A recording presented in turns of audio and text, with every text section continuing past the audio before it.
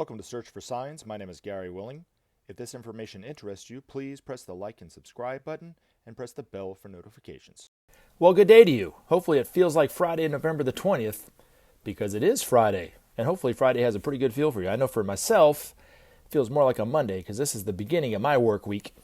But hopefully this is the end of your work week, and you have a nice 2 days off to kind of enjoy it. And if you're here in the United States, of course, you know we only have about a 3-day work week next week because of Thanksgiving. So hopefully that gives you a bit of a break from the grind of the day. Now, if this happens to be the first time you've ever checked out Search for Signs, I do want to welcome and thank you. We have over 300 videos where we talk about Maitreya and the Masters of Wisdom. Through the process of inquiry and question and answers, we try to get to a greater understanding of who and what Maitreya is, who and what a master is, but more importantly, and I can't stress this enough, the most important thing that we can come and learn more about is Maitreya's priorities. His biggest priority for humanity right at this moment in time is that humanity must create true and lasting peace. Now, like I always say, if you're like most people, you're like, never going to happen, right? Well, Maitreya says it's not only a possibility that we should be looking at seriously, our very survival depends upon whether we can do it or not. The only way to do it, according to Maitreya, is like this. He puts it like this, very succinctly, very simply. Without sharing, there can be no justice. Without justice, there could be no peace. And without peace, there could be no future. Now, from the master's point of view, the principle of sharing looks kind of somewhat, maybe possibly sort of like this. That each nation in the world has some kind of excess. Each nation has some kind of need. And all the resources in the world were put there by the Divine Mother for all of our benefit, not just for the benefit of those in that nation that sits on that resource. So whatever nation that, whatever resource a nation has and it's not using, well, it's better to give it away to another nation that might need it. And then that nation can repay that resource by giving an excess to resource to not only that country, but other countries as well. So that's kind of how it looks. And if you have a desire to know more about the principle of sharing, look at the Marshall Plan, what was instituted after World War II, where the United States gave excesses of what it had to Western Europe to rebuild Western Europe. Once they started rebuilding their economies, they gave it back to the United States in payment. And a few things happened out of that. One, the short-term effect of it was it rebuilt the infrastructures of Europe, and it also rebuilt the economies of not only Europe, but also the United States. But the long-term effect of only doing it just once for just a brief amount of time, even to this day, after 70 or so some odd years, we have more of a peaceful, trusting relationship with those nations than we have with any other nation on the planet. And by we, I mean the United States. So I'm speaking as a U.S. citizen. So anyway, hopefully that helps. All right. Now, if you have listened to these videos before, I do want to welcome you for coming back. Of course, those who have asked questions, that's great because that inspires me to put up more videos. It keeps the conversation going. But more importantly, it helps in our own little way to come to a deeper understanding of this information and these truths. So thank you so much for taking the time out of your busy schedule to ask questions. All right, now let's get on into it. Let's see. What's the first question? All right. My coworker was saying the other day the Mayan calendar was supposed to end on 12/21/20, not 12/21/12. What are your thoughts on the Mayan calendar ending? Does it mean the end of the world? Or does it mean the world will end? What are my thoughts? I don't have any. I got some good news and bad news for you, Jacob. The good news is we will be here on the 22nd of December. The bad news is two things. One, you will have to pay your bills for December. And you'll have to give all the people in your life gifts, and you might not want to do that. So, and then the other thing is, all our problems that we are facing as a humanity will still be there for us, waiting, ready to go. Whether humanity does anything with them or not on the 22nd of December is a whole other thing. But anyway, they seem to keep mounting because we keep putting it off and putting it off and putting it off. So, but no, it will not be the end of anything. I'll leave you with Maitreya's words, and I think this speaks volumes, but he says, all will be well. all manner of things will be well. So, not to worry. All right, now the next question comes from Ever in Bloom. Hey, I'm pretty new to your channel and videos, but I've heard of Maitreya for a while. Met some Share International folks in Joshua Tree a few years ago. I have met a few living masters and am aware of that concept also. My question is, and what caught my eye in the first place about your videos, is that you use the images of Satya Sai Baba and Mahavatar Babaji. I'm familiar with their works and disciples. Are there any references they gave that mention Maitreya or anything you can refer me to that relates them to this concept? Thanks. So, first I got a question for you. Now, Joshua Tree, is that the state park in Southern California? You know, is that what that is? I didn't really know this, but you know, I'm a fairly big YouTube fan, and you know, of course, that was their breakout album back in the '80s, the Joshua Tree, and I thought it was just a really cool name of an album or a title of an album, but I didn't know there was actually a place in Southern California called the Joshua Tree until I saw the TV show Entourage on HBO, where they all went there and started eating mushrooms and hallucinating. So, is that what people do when they go to the Joshua Tree? Do they actually, you know, drop acid or eat mushrooms? You know, now I have to say I like the song City of Blinding Lights, which wasn't on that album. Oh wait, were you asking me my opinion about my favorite YouTube song? No, I'm sorry. I'm just kidding. No, you weren't. You were asking something else. All right, let's get on into it. Now, you said you were very familiar with the works and disciples. Are there any references they gave that mention Maitreya or anything you can refer me to that relates them to this concept? Okay, so as with anything ever in bloom, when it comes to Maitreya or Sai Baba or even Jesus, look at their priorities for humanity. Do they align with each other? And I would say the answer is yes. Sai Baba talked at great length about the need to end poverty, the need to end hunger and suffering around the world, the need for peace. Those words are right in line with what Maitreya has been saying all along. Okay? Same thing with Jesus. You know, I mean, Jesus was talking about the same thing. So are they in line? Yes, they are in line. Now, did he mention Maitreya by name? Not that I know of, and I know the reason why. Okay? Now, and the reason why I know is because people have asked Benjamin Creme this question for, you know, years when he was alive. Why isn't, you know, has Sai Baba said anything about Maitreya? Or why hasn't Sai Baba said anything about Maitreya? So a few things about this.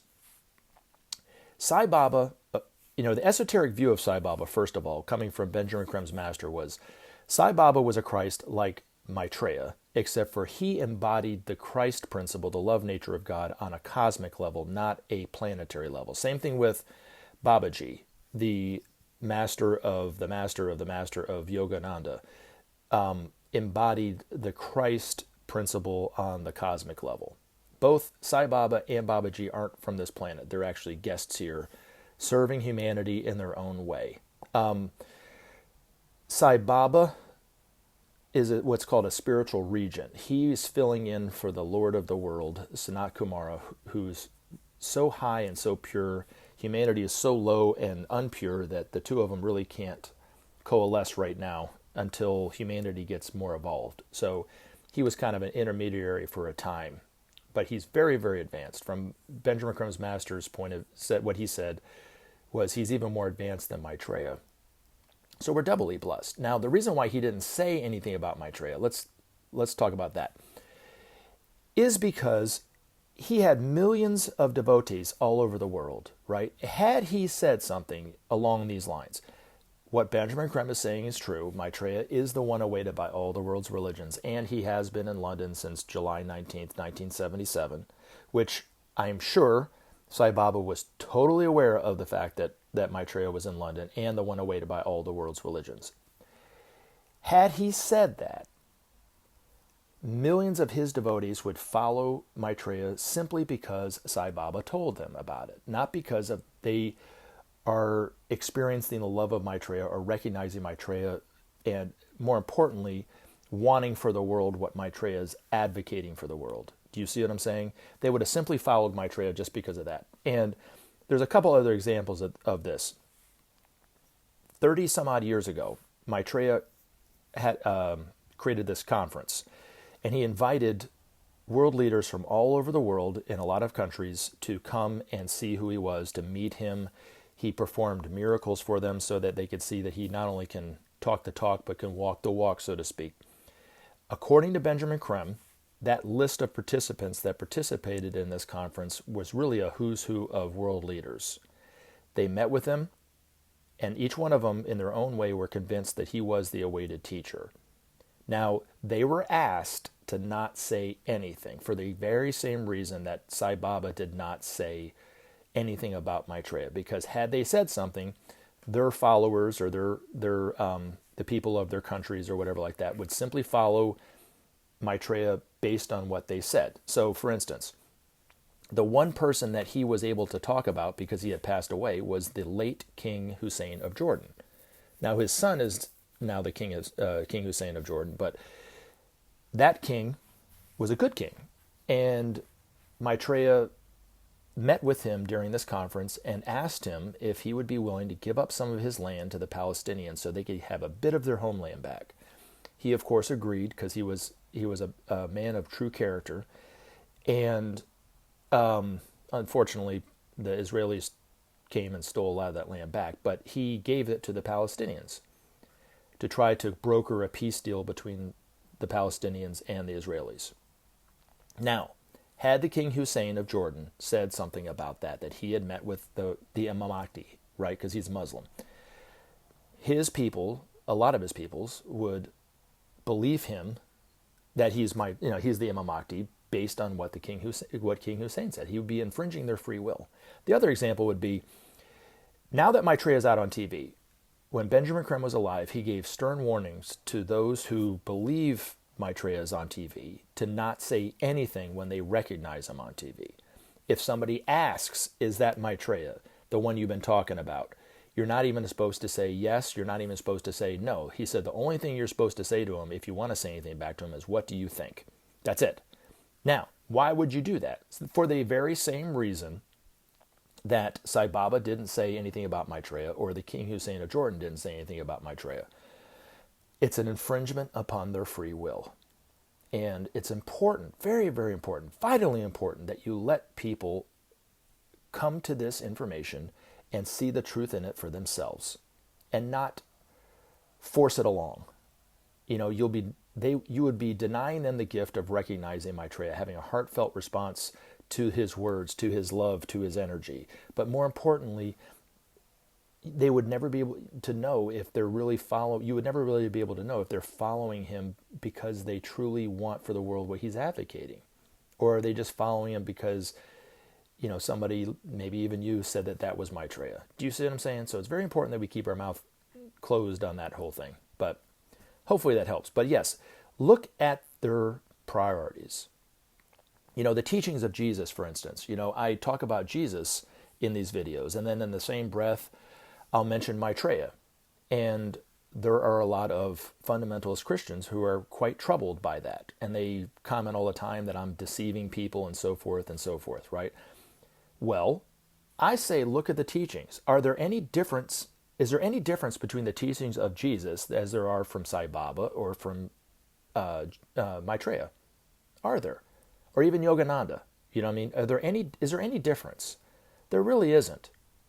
Jesus' biggest teaching that he gave to the world, his greatest teaching, was the law of cause and effect. What you sow, shall you reap. Those who live by the sword shall die by the sword. Is that any different from what Maitreya is talking about, living harmlessly within the law of cause and effect, right? I don't see any difference. The only difference is humanity is at a higher rung of the ladder than it was when Jesus was speaking the truth about the law of cause and effect. Maitreya is speaking to the whole world. Jesus was speaking to people in Palestine that were quite ignorant about the other side of the planet. They had no idea about who they were, about themselves and the universe and the cosmos like we do now. And we still are just scratching the surface, mind you, right? So Maitreya's teachings will expand over time as he's teaching humanity. Be a lot more scientific, a lot more detailed, a lot more in-depth than it is even to today. The teachings that he'll be giving out to humanity. In very much the same way as the same thing with Jesus. So The other thing, take it one step further before I stop talking about it. Over the course of me putting these videos up, people mentioned or asked several times, is there any specific mention of Maitreya in the Bible? Well, of course, there are those people who think that he's been mentioned in the Bible as the Antichrist, but whatever. We can talk about that at a different time. But, there was maybe a couple that I think that there was, but even that, let's say that he wasn't mentioned in the Bible, right? And the example I gave them as a symbol to maybe help explain what I'm talking about is, the human anatomy, right? We know so much more about the human anatomy than we did 2,000 years ago. And written in the Bible, there's only a few organs that were mentioned. Eyes, heart, what else? Ears, maybe, the tongue, if that's an organ, you know what I mean? So there's no mention of the brain. There's no mention of the liver. There's no mention of the pancreas or the gallbladder or the spleen. But these are all organs in our body. Now, I bet you that when scientists discovered and started realizing what these organs did and what they did for the person and what they, that kind of thing, that there were people that denied it based on the fact that it wasn't written in the Bible, but they're there. And it took ages, it took, generations before that information became mainstream common knowledge that we actually have a spleen or a digestive system or something like that. You see what I'm saying? But it's not written in the Bible. That doesn't mean that it's not true. It just means it wasn't written in the Bible, right?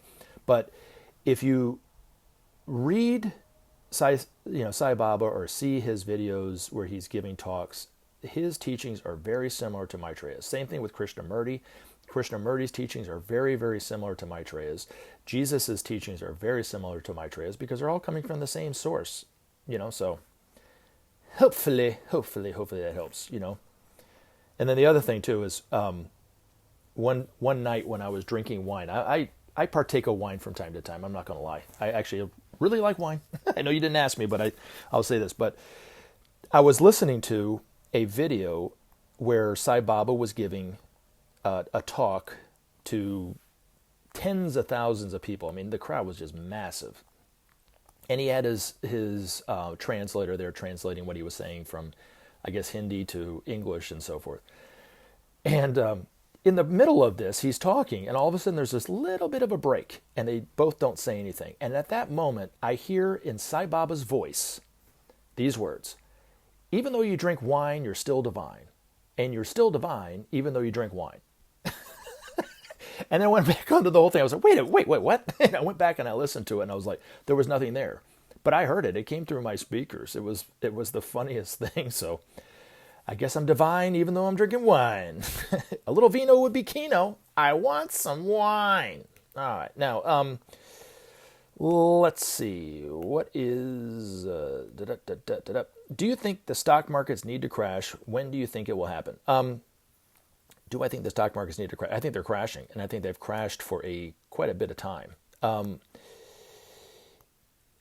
They started crashing in the late 80s. Now, what's been propping it up is the forces of darkness have been doing a wonderful job of keeping the stock markets up, and keeping it up so well and so efficiently that there really is no correlation between what's really going on the real world, or what they say about Main Street, and what's going on with Wall Street. There's a total disconnect, right? But, oh yeah. And now, do I think they need to crash? I think they are going to crash because they're based on the past of competition and greed. And we're moving into a time where that will be a antiquated way of conducting business, way of conducting economics, conducting politics, conducting healthcare, and much more of a unified, holistic, view of us being true, one, right? That they will represent and reflect that truth. So they really have no place in that regard. Now, so yeah, eventually they'll crash. Now, I do think humanity needs to wake up, and it was predicted in the Bible. One of the beasts that was predicted in the Bible, and of course, the Christians are actually awaiting an actual woman, but I can't remember the verse, but in Revelation, John mentions a prostitute. He calls her the great whore, sitting on the throne, wearing I think, velvet or, kind of violet colored clothes with all these jewels and pearls and so forth, drinking this wine and getting drunk in this wine. And of course, all the kings of the world are drinking from the same wine, getting drunk, and said committing adulteries. Well, according to Ben's master, that prostitute that was predicted in the Bible is not a woman, and it's not going to be a woman. It's the markets of the world. And the wine that the kings of the world or our world leaders are drinking from, that are getting drunk, are prophets. So they're getting drunk from the prophets, and they're betraying the trust of the people in this regard because they're following the markets. That's, what's going on today, So humanity needs to realize that the people that we've put into power, that by, the election or whatever, are not representing us. They don't care about us. They're betraying us because of their greed, their lust for more money and all that kind of stuff. And I could rattle off 100 examples right now and then turn the video off and put another video up and rattle off another 1,000 more. So, you understand. Everybody sees it. And it's so clear, but yet it's still going on and it's almost accepted. You know what I mean? But our world leaders are committing adulteries because they are betraying the trust of the people. The people elected them and put them into power to serve them, and then they turn around and serve their own needs and make as much money as they can and don't really care about the people. That's basically what it is, what it amounts to. So hopefully that helps. All right, now the next question or comment is actually quite long, okay? And Paul, I got to give you one thing. You did quote me exactly. So I don't know if you wrote it down, because if you did a really good job. Or you had some kind of software program where you actually recorded me and it wrote out what I said. But that's exactly what I said. We were talking about Hitler, because he had asked a question. I can't remember exactly what the question was in the previous video. And I had mentioned that there's no connection between Maitreya and Hitler other than the fact that Maitreya is the son of man and Hitler is a member of humanity. But in terms of ideology, there's no connection. There's no, belief. Now, people like Constance Coombe and Hannah Newman and others take little bits and pieces of the teachings of Alice Bailey, of Helena Blavatsky, and of course of Benjamin Creme, and kind of tie it in together, and then they'll try to connect it to Hitler, right? And that's one, and therefore Maitreya must be Satan or the spawn of Satan because of that, right? Now, what they don't understand, or what they fail to understand, is that the lords of materiality who work through Hitler are masters somewhat like the masters of wisdom, which I'm speaking with, but they are devoid of love. But they're masters from the previous solar system where involution, spirit going into matter, was the highest form of spirituality. Now, I really don't know what that would look like. To be honest with you, I really don't want to know what it looked like because it seems pretty brutal. But we're in a different solar system. We're about, humanity's evolving. We're not going into matter. We're coming out of matter into spirit. So, it's a different process. And where their work and activity becomes evil is when it impacts the evolution of humanity. Now, in terms of, looking at Hitler and what he knew and his occult background and so forth, he touched on this stuff too. He learned this stuff, but he perverted it in his own way. But what gave him power was he was a very advanced member of humanity. Very advanced. From our point of view, very, very advanced. But, and that's why when the lords of materiality worked through him, they were able to do it in such an efficient and powerful way. Now, what I was talking about was George W. Bush being used in a very similar way, and I think personally Donald Trump's being used in that exact same way. And if you look at, to give you an example, if you look at George W. Bush, when he was in power, go watch a video of when he was president, and now watch a video of him now. They almost seem like two different people. Their energy and everything is totally different. You look at Donald Trump before he became president. I mean, yeah, he was still self-centered and he was a womanizer and he was all this stuff, all right? And I'm not judging him for that, but his quality is totally different than it is now. That's why I think he's being used by these lords of materiality. And it was said that even Hitler would go off on these tirades at the podium, and inspire millions of people to go do what they did, right? And then turn around and get off the stage and seemingly be a totally different person. And it was because he was being used by one of these masters of darkness in that way. So, did they, when he started hearing voices, I have no way of knowing whether he did or not, whether that's true or not, but I can't see why that wouldn't happen, because he was evolved enough to be overshadowed by one of these masters of involution, okay, or the lords of materiality.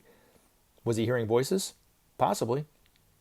Were they saying he was the Messiah for the German people? Yeah, probably. They use what you would consider to be your greatest strength against you. They did it with Hitler. Hitler thought he was probably doing good work, and he was doing all this evil. Same thing with George W. Bush, thought he was doing this wonderful work around the world.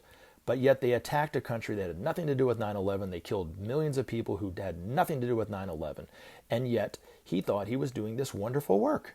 And people try to pin this statement that Paul said to I think it was to the Corinthians, if I'm not mistaken, to try to pin it on Maitreya, saying Maitreya must be the Antichrist because Maitreya says that humanity can create peace if we just but share the world's resources, okay? Even Satan can disguise himself as an angel of light. That's the saying. People have put it up there all the time. Oh, Paul knew it all along. Now I'm just telling you that, Maitreya is the Antichrist because of what Paul said 2,000 years ago. It must mean this. I don't think it had anything to do with that at all. I don't think it had anything to do with an Antichrist figure whatsoever. What I think it was is Paul was speaking to people who did not understand anything about psychiatry or psychology, knew nothing about the mind, knew nothing about the inner intentions or anything like that. They were totally ignorant of that stuff. This was his way of explaining to people, hey, watch your motives, because your motives, you might think are helping somebody, but they're not. Now, if he said it like that, they'd be like, what the hell is a motive? Right? So he put it like, even Satan can disguise himself as an angel of light, right? To get his point across to them. And then 2,000 years later, when people hear about Maitreya, oh, see, that's what he was talking about. See. Like I said, I don't even think he was talking about an Antichrist figure, let alone he was talking about Maitreya or whatever. So, but I'm sure Hitler thought his motives were good.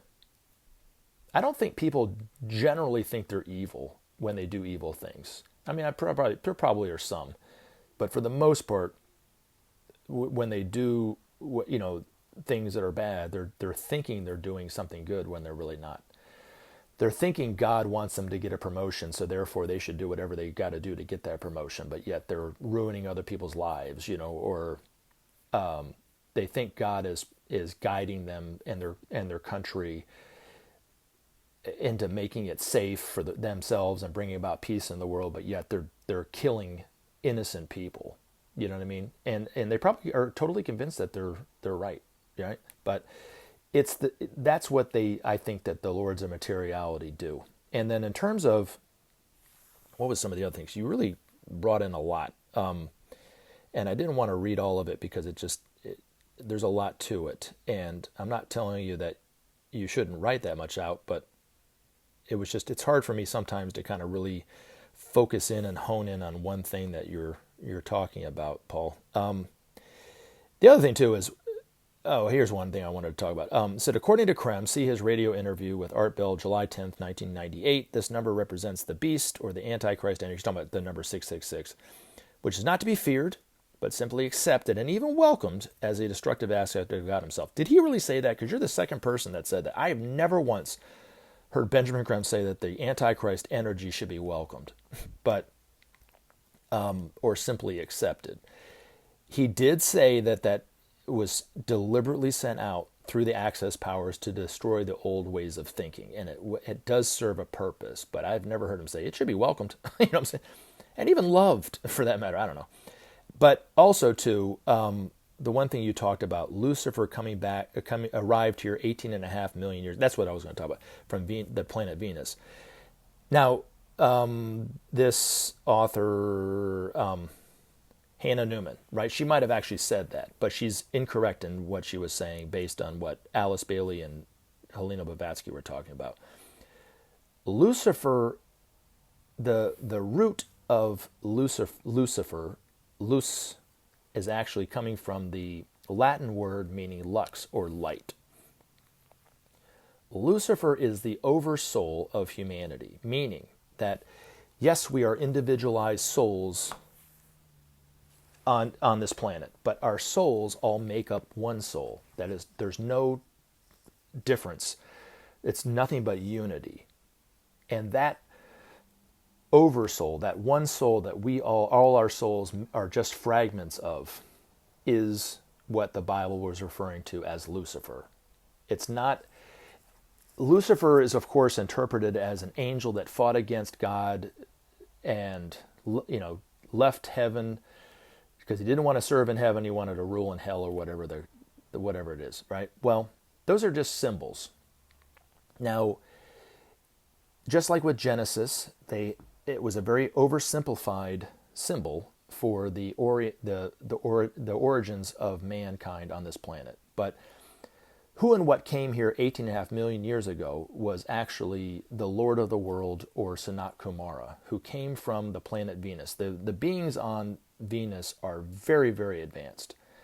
That planet is nearly at the end of its journey as a planet. That's how advanced that humanity is. And he was one of the more advanced members of that, planet. Left Venus and came here and has been in the Gobi Desert on Shambhala ever since. And because of who he is, we are now who we are. Because of his energy and his stimulus has stimulated humanity from the early animal man up to where we are today. So it wasn't Lucifer, it was the Lord of the world that she was talking about. Again, Lucifer is light. Now, I don't really want to get into a religious debate about who and what Lucifer is or whatever like that, but, and I think that the devil or Satan that was written in the Bible is nothing more than the selfish nature within all of us. There really is no devil or Satan in that way. And, the lords of materiality use those images and those beliefs against people. They know who Maitreya is, and they know what's going to happen when Maitreya is out, open and known for who he is, that peace will start to be established, and they don't want that one bit. So they implant these thoughts into people's heads to make them think that Maitreya is the Antichrist, and put all this fear out. Because remember, fear and joy are equally infectious, right? So they put out all this fear about who Maitreya is so that people won't listen to the truth that we need to create peace. It's a crime that they do. But that, I think, is really all I was really going to talk about in that regard. But anyway, hopefully that answers that or addresses what you were trying to talk about. Oh, and then lastly, there's one more. I find this information to be fascinating, to say the least. What brought you to talk about Maitreya, and when do you think we will see him on TV? I'll answer the second part first. When do I think you'll see him on TV? You might have already seen him on TV. He's not speaking on a cable news access in Kenosha, Wisconsin. I mean, he's been speaking on TV to millions of people at a clip. So in a very real sense, a lot of you people who have been hearing these videos have probably already seen him on TV and just not recognized him yet. Because he is a master at being able to speak in a very simple way and kind of cover his tracks to where people don't recognize him. But it won't last forever. I can assure you of that. Now, what brought me to this information, to talk about this information, all my experiences that I've put in a playlist you can listen to, but all my experiences have led me to believe that there is truth to this. And if there is truth to this, the most important thing that we can do is create peace. And so therefore, what's bringing me to talk about this is not to try to convince somebody to believe something other else, or convert from Christianity to some other type of belief. I'm not selling anybody on anything. I'm not trying to make any money on anything. I'm just trying to help bring about the awareness of of Maitreya. So when you hear him on TV, you'll be more open to hearing what he has to say. But more importantly, it's what I said in the beginning, because it's the most important thing. Without sharing, there can be no justice. Without justice, there could be no peace. And without peace, there could be no future. We must end hunger. We have to. It is a crime within our midst. We are better than this. And the only way to do it is to share the resources of the world. You know, half our brothers and sisters are in an abject state of poverty. And a significant percentage of them are literally starving to death, and nobody's talking about it. So that's what brings me to talk about this week in and week out. So hopefully that helps. But anyway, I hope you guys have a great day, and I look forward to talking to you again in a couple of days. You take care. Help SOP save our planet. Thanks for listening, and we look forward to talking to you again in future videos.